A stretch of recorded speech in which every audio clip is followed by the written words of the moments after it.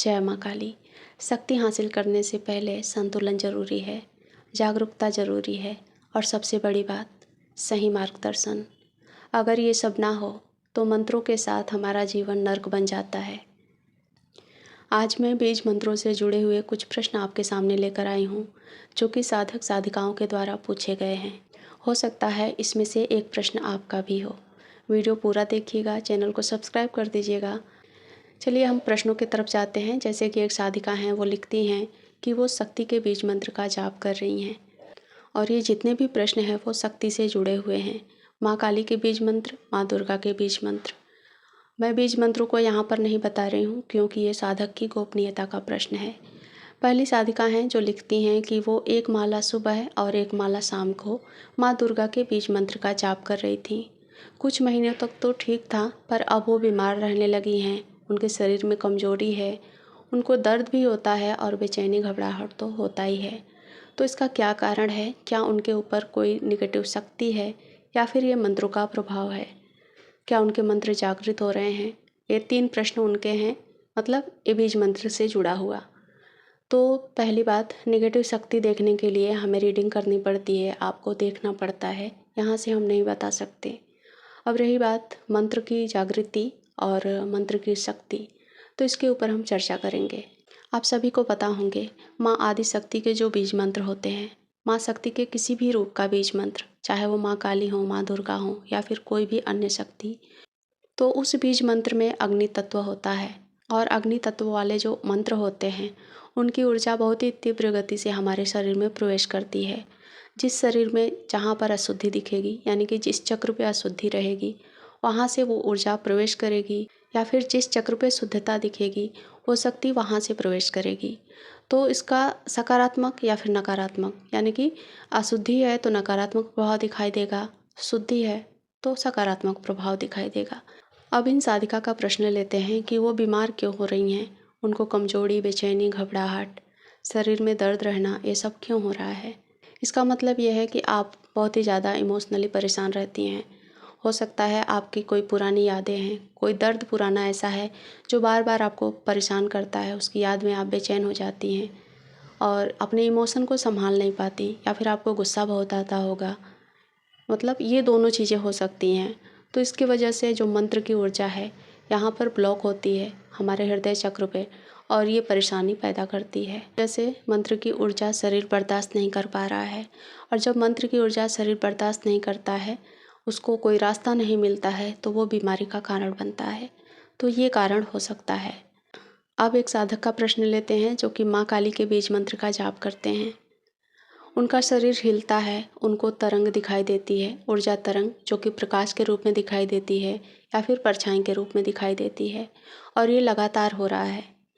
तो ये सब क्या है? क्या उनके ऊपर कोई शक्ति है? क्या मंत्र की शक्ति है, या फिर क्या करना चाहिए उन्हें? तो देखिए, जब भी साधक बीज मंत्र का जाप करता है तो उसकी ऊर्जा शक्ति से हमारा शरीर हिलता है, वो आगे पीछे डोलता है, हमें तरंगे दिखाई देती हैं, प्रकाश दिखाई देता है, परछाइयाँ भी दिखाई देती हैं। लेकिन ये कुछ क्षण के लिए होता है। जब कुछ क्षण के लिए ये चीज़ें होती हैं तो ये सकारात्मक माना जाता है। आपका ये हिलना और ये प्रकाश दिखना, ये सब कुछ लगातार बना हुआ है, तो ये परेशानी का कारण है। इसका मतलब ये है कि आपके जो मंत्र जाप की ऊर्जा है प्राण ऊर्जा से टकराई और प्राण ऊर्जा असंतुलित हो चुकी है। इस वजह से ये सारी चीज़ें लगातार हो रही हैं। इसको संतुलित करना थोड़ा सा मुश्किल होता है। इसके लिए आपको एक मार्गदर्शक की ज़रूरत होगी, एक ऐसे मार्गदर्शक की जो कि इस ऊर्जा को, आपके चक्रों को बैलेंस करना सिखाए या फिर अपने शक्ति से उसे बैलेंस कर पाए। इसी स्थिति में जाकर ये जो हिलना है, प्रकाश दिखना है और इससे जो जुड़ी हुई जो परेशानी है वो ख़त्म होंगी। ऐसे वीडियो में बताने से आपकी परेशानी नहीं जाने वाली है, क्योंकि आपका प्राण ऊर्जा ही असंतुलित हो चुका है। अब हम अगले साधक का प्रश्न लेते हैं, जिनको गले में दर्द रहता है और खाना सीने पर अटकता है। तो इसका क्या कारण है? तो ये भी बीज मंत्र के जापक ही हैं, बीज मंत्रों का कुछ दिनों से, कुछ महीनों से जाप कर रहे थे, लेकिन अब इनको ये परेशानी हो रही है। इसमें भी 2 पॉइंट आते हैं, एक सकारात्मक, एक नकारात्मक। जब हमारा बीज मंत्र विशुद्धि चक्र पर सिद्ध होने की स्थिति में आता है तो भी गले में दर्द होता है, और ये दर्द भी लगातार बने रहता है, सालों तक बने रहेगा। और नकारात्मक वे में भी ये दर्द विशुद्धि चक्र पर आता है और दर्द देता है, गले में छाले के रूप में उभरता है। आप दवाई लेंगे, डॉक्टर को दिखाएंगे, पर कोई फ़र्क नहीं पड़ेगा, क्योंकि ये मेडिकल कंडीशन है ही नहीं। अब जो खाना आपका अटकता है और गले का दर्द रहता है, दोनों को एक साथ समस्या को समझते हैं। जैसे कि आपकी जो ऊर्जा है वो नीचे से तो उठी, पर विशुद्धि चक्र और हृदय चक्र के बीच में अटक रही है, उसको रास्ता नहीं मिल रहा है। तो इस वजह से ये समस्या के रूप में, बीमारी के रूप में आपके सामने आ रही है।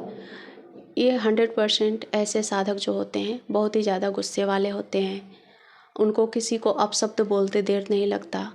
ये मन से और शब्दों से किसी का भी कभी भी कुछ भी बोलते रहते हैं, बुरा भला जो भी है। अपशब्द तो बोलना छोड़िए, वो बात बात में गाली से बात करना या फिर कुछ ऐसे शब्द का प्रयोग करना जो कि इनके विशुद्धि चक्र को खराब करता है। अब मैं इन सभी प्रश्नों का एक ही समाधान बताऊंगी।